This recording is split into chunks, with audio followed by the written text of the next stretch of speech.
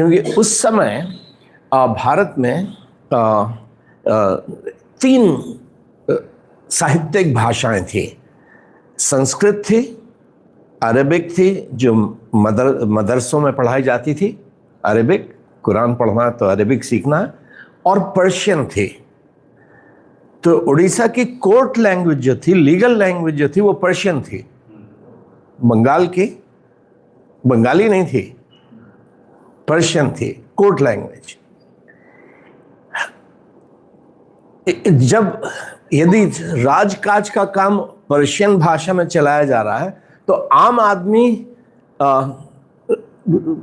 प्रशासन में, शासन में कोई भाग नहीं ले सकता।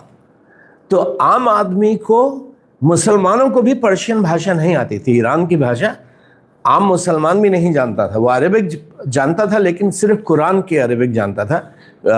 अरबिक जो थी वो बोलचाल की भाषा नहीं थी मुसलमानों की। संस्कृत जो थी वो ब्राह्मण बच्चों की मातृभाषा नहीं थी। संस्कृत कभी ब्राह्मणों की मातृभाषा नहीं बन पाई, ब्राह्मणों ने नहीं बनने दिया। क्यों? क्योंकि ब्राह्मण अपनी पत्नियों को संस्कृत नहीं पढ़ाते थे। यदि मां संस्कृत नहीं जानती तो बच्चों की मातृभाषा संस्कृत नहीं बन सकती। तो बच्चे जो थे वो टूटी फूटी वर्नाक्युलर बोलते थे, ब्राह्मण बच्चे भी। तो आज पूरी दुनिया में कुल 25,000 लोग हैं जो संस्कृत बोल सकते हैं, लेकिन संस्कृत किसी की मातृभाषा आज भी नहीं है। क्यों नहीं है?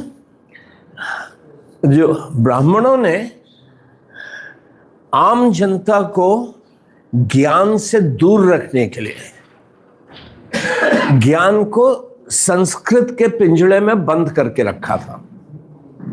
संस्कृत जो थी वो एक पिंजड़ा थी जिसमें ज्ञान को सीमित करके, छिपा करके रखा गया था कि तुम नहीं बोलोगे संस्कृत, सिर्फ हम बोलेंगे, क्योंकि ये देवी भाषा है। आम आदमी, आप कहते हैं कि संस्कृत में बहुत अच्छा साहित्य है, बहुत ऊंची विचारधारा है, तो उस ऊंची विचारधारा को आप आम जनता को क्यों नहीं देना चाहते हैं? आम जनता को उठाना है तो पहले उनकी मातृभाषा को उठाना है।